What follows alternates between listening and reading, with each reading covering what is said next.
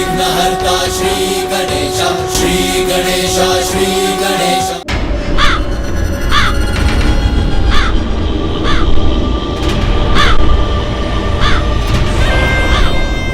काग, तुम कैलाश तक नहीं जा सकते, मुझे वहां चलकर ही जाना होगा। देवी पार्वती नंदन को बस एक झलक देखकर शीघ्र ही लौटूंगा। स्वामी शनिदेव, ऐसा कुछ भी मत कीजिए जिससे देवी पार्वती के पुत्र के जीवन पर कोई संकट आए। अपनी दृष्टि से उसे दूर रखिए। समस्त देवलोक आनंद पा रहा है उसे देखकर, केवल आप ही वंचित रह गए उसे ना देखकर। मेरी मात्र एक छोटी सी झलक पा लेने से उस दिव्य बालक को भला क्या क्षति पहुंच सकती है?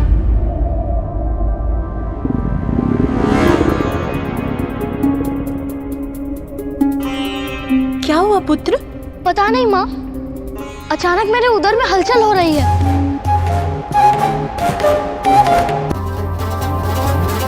आपको तो भूख लगी है पुत्र। आपके जन्म से इतनी आनंदित हो गई कि आपको भोजन देना ही भूल गए।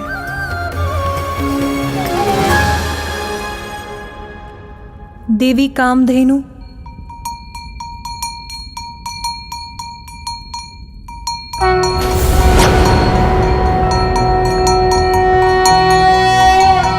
शुभदाये प्रसन्नाये गोप्रदाये नमो नमः। सभी देवियों को मेरा प्रणाम। कीर्तिदाये धर्मदाये नमो नमः। महादेव, आज हमारा पुत्र अपना प्रथम आहार पाने जा रहा है। आप कहाँ हैं स्वामी? मैं आपकी पीड़ा समझती हूँ देवी पार्वती। मैं भी यही मना रही हूँ कि मेरे स्वामी महादेव को शीघ्र ही लौटा लाएं।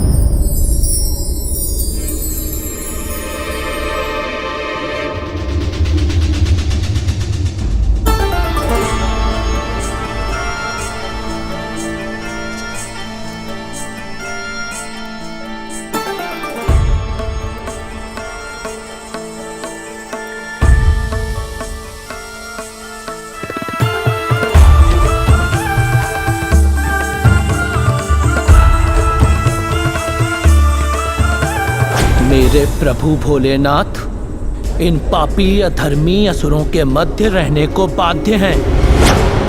इसका दंड अवश्य दूंगा मैं इस गजासुर को। अपना क्रोध त्याग दो नंदी, और इससे युद्ध के विचार को भूल जाओ, क्योंकि जो कार्य एक तिनके से संभव उसके लिए खड़क उठाने की क्या आवश्यकता है।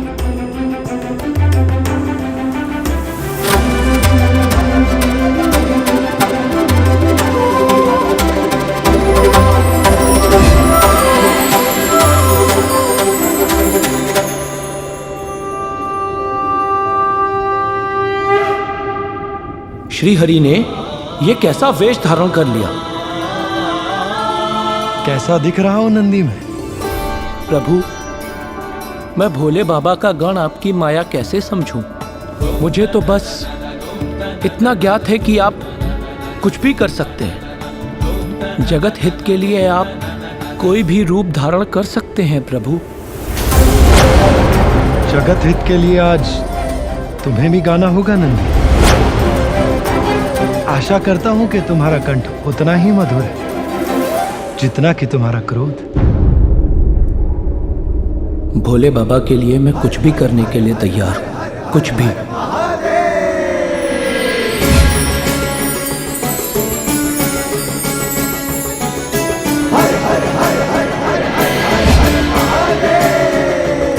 धन्य है आप प्रभु, और धन्य है आपकी माया। भोले बाबा, आप शीघ्र लौट आइए, नहीं तो आपके मित्र विष्णुदेव न जाने मुझसे क्या क्या करवा लें। विष्णुदेव, नंदी के विपरीत कला तो मेरे कड़ कड़ में बसती है।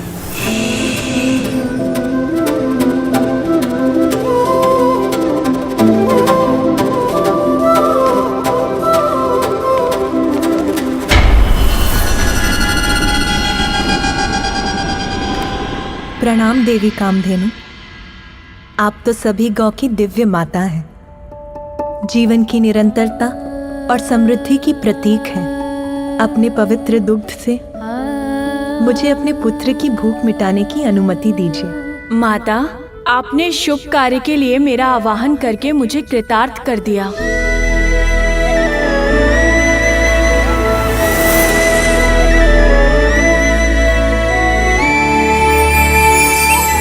माँ, चलिए ना। हाँ हाँ चलो।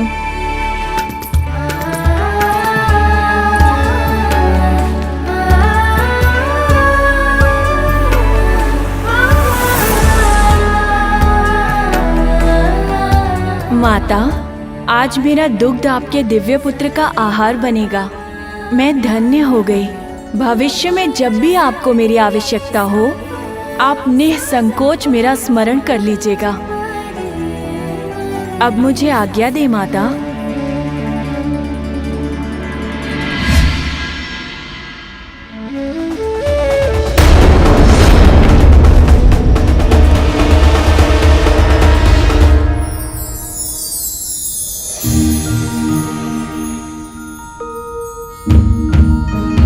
प्रतीत होता है पुत्र प्रेम में इतना रम गई देवी पार्वती कि ये भी भूल गई कि हम सब भी यहाँ हैं। पर इसमें उनका दोष नहीं। पुत्र प्रेम में माँ का रमना तो स्वाभाविक है। मेरे विचार से अब हमें इन दोनों को यहाँ पर एकाकी ही छोड़ देना चाहिए। आह, कितना पावन, कितना उजला, मीठी सुगंध वाला ये दुग्ध अवश्य अत्यंत स्वादिष्ट भी होगा।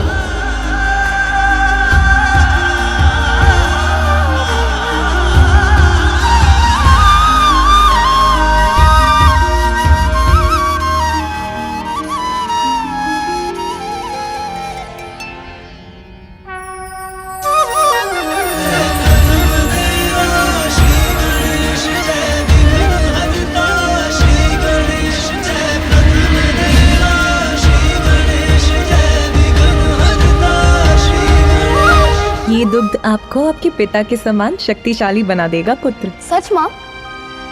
तो और पिलाइए ना।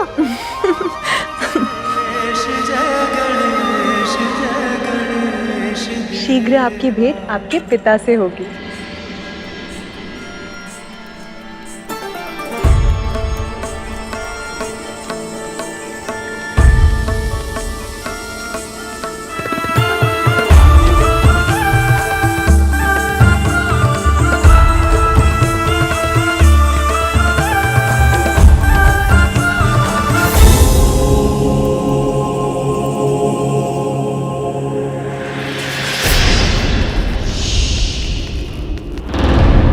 उत्तम, अति उत्तम।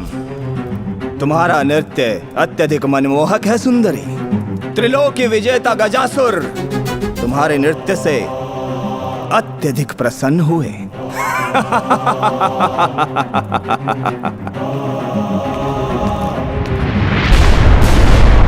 मदिरा।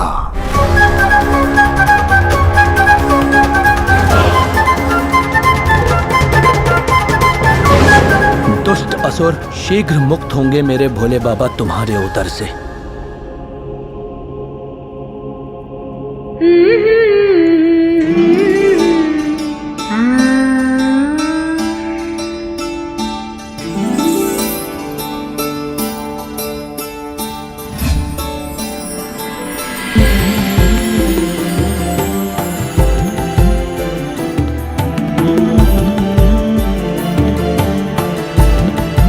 देवी रोहिणी, स्वामी आप मेरा अपने पति चंद्र का तिरस्कार कर रही हैं। तिरस्कार? मैं आपका ध्यान अपनी ओर आकृष्ट करने का प्रयास कर रहा हूं, किंतु आप हैं कि इस गीत में खोई हुई हैं। स्वामी, अपार सौंदर्य के धनी बालक ने मुझे मंत्र मुक्त कर दिया है। आप ही के समान अनुपम तेज से दमकता हुआ उसका मुखमंडल, आसमान में चमकते हुए सितारों की तरह उसके नेत्र, उसकी सम्मोहित करने वाली मधुर मुस्कान, उसकी वाक्पटुता, उसकी कुशाग्र बुद्धि, सब अत्यंत मनमोहक है स्वामी। किंतु देवी, ये अद्भुत बालक है कौन? देवी पार्वती का पुत्र है स्वामी। आनंदित कर दिया है उसने हम देवियों को। ऐसा ही मनभावन मनोहर है वो। प्रतीत होता है स्वामी कि आयु में वृद्धि के साथ वो आपसे भी अधिक रूपवान और आकर्षक हो जाएगा। सभी देवताओं में सबसे सुंदर माना जाता हूं मैं, किंतु एक बालक मुझसे भी अधिक सुंदर और मनोहर, आश्चर्य है।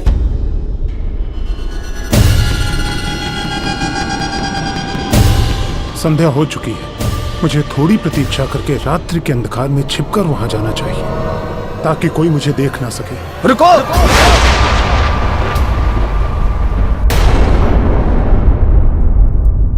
तुम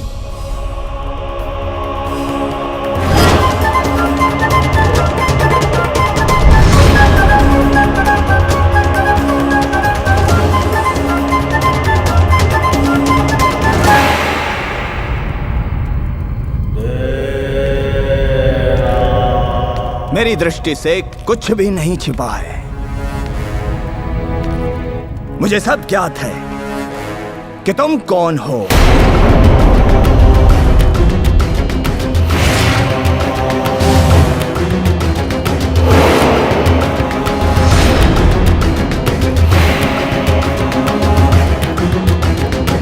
अवश्य तुम ही हो हमारा विशेष मनोरंजन। तो विलंब क्यों?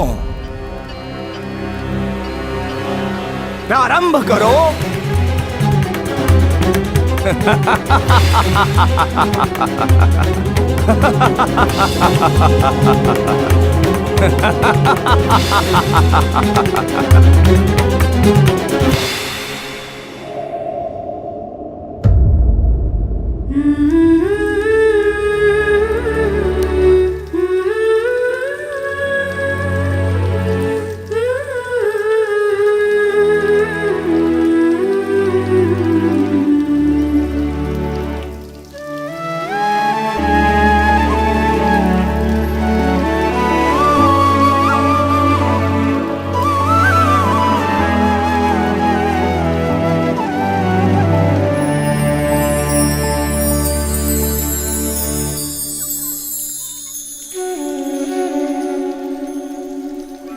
ये प्रकाश कहाँ से उत्पन्न हो रहा है? ओह, तो ये चंद्रदेव है। उचित था देवी रोहिणी का कथन। एक बालक का इतना दिव्य आकर्षक स्वरूप तो मैंने भी नहीं देखा।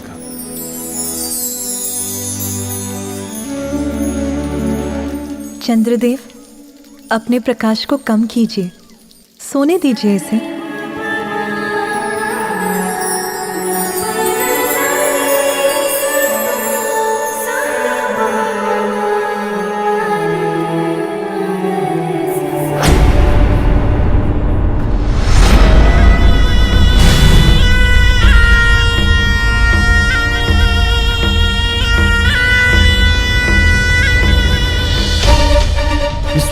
बिना अनुमति के भवन में मेरा प्रवेश तो अनुचित होगा।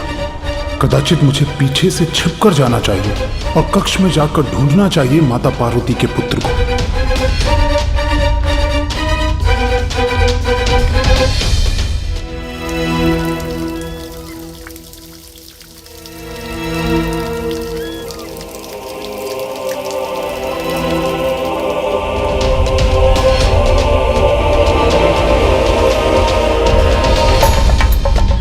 भला हो चंद्रदेव का, जिनका प्रकाश उसे ढूंढने में मेरा सहायक बनेगा।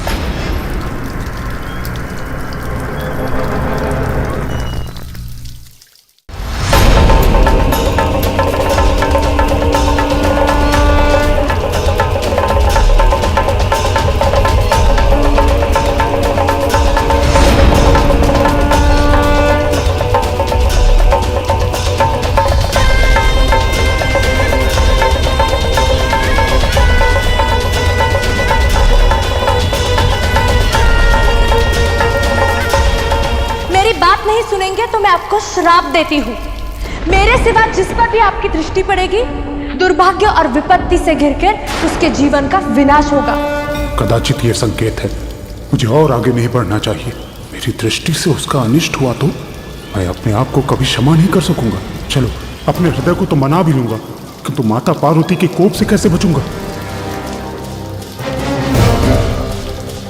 कदाचित मैं व्यर्थ ही इतनी चिंता कर रहा हूं।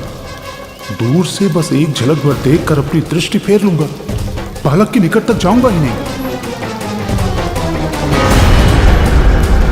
कैसे देखूं उसे? उसका मुख तो माता पार्वती के आंचल से छिपा हुआ है। संभव है यही उचित हो। मेरी दृष्टि इस बालक को संकट में ही डालती। कदाचित नियति को भी यही स्वीकार है।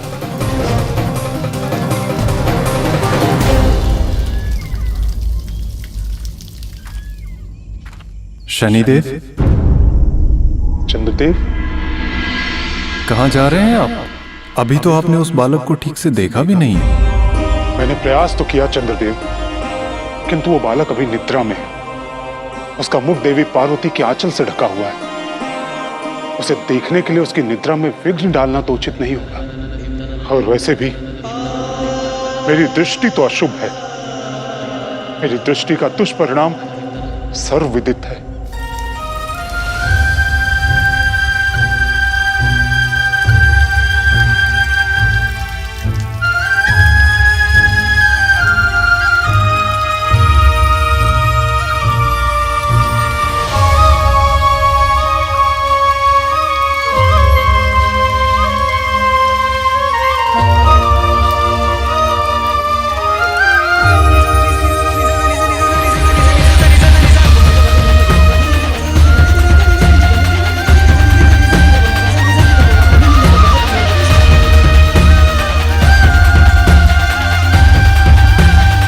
शनिदेव, अब वो निद्रा से जागृत हो चुका है।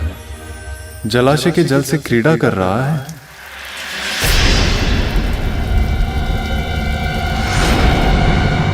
आप यही चाहते हैं ना कि आपकी दृष्टि उस बालक पर ना पड़े? तो मेरा प्रकाश जलाशय में उसका प्रतिबिंब उत्पन्न कर देगा। आप उसे ही देख लीजिए।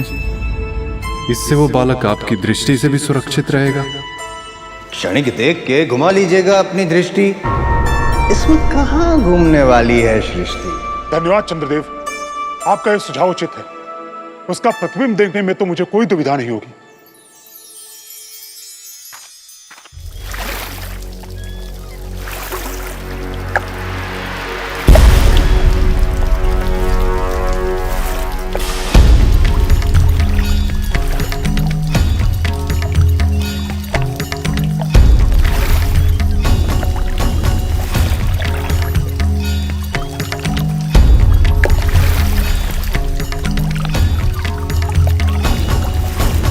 ये जल शांत और स्थिर होगा, तब तो इस बालक का स्पष्ट प्रतिबिंब देख सकूंगा मैं।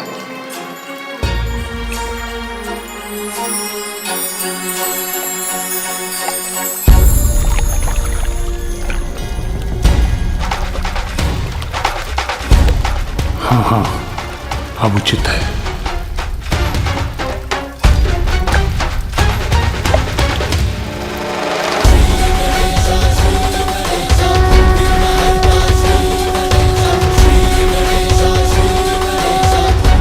देवर्षि ने सत्य कहा था। कितना मनोरम रूप है इस दिव्य बालक का। इतनी मनोहर मुस्कान, मोतियों के समान चमकते दंत, नभ के तारों से टिमटिमाते उसके निर्मल नेत्र। अनुपम, अलौकिक है ये बालक।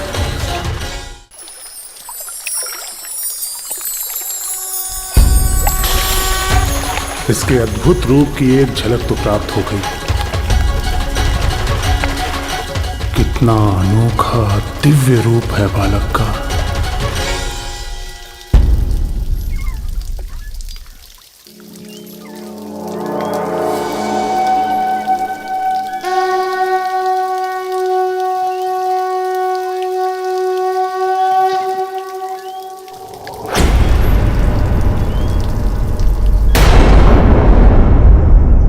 किंतु एक झलक देखकर तो तृप्ति ही नहीं मिली। हृदय तो तभी तृप्त होगा जब पूर्ण रूप से देखूंगा मैं इस बालक को।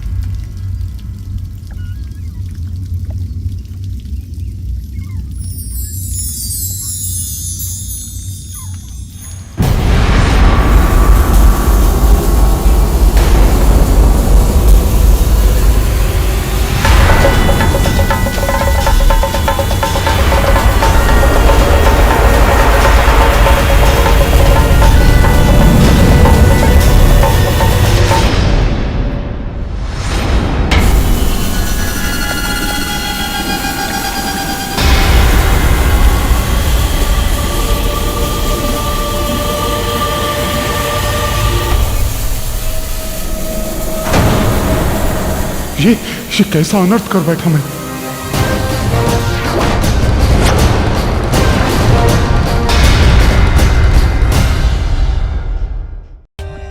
For more updates, subscribe to our channel, click the show links and enjoy watching the videos.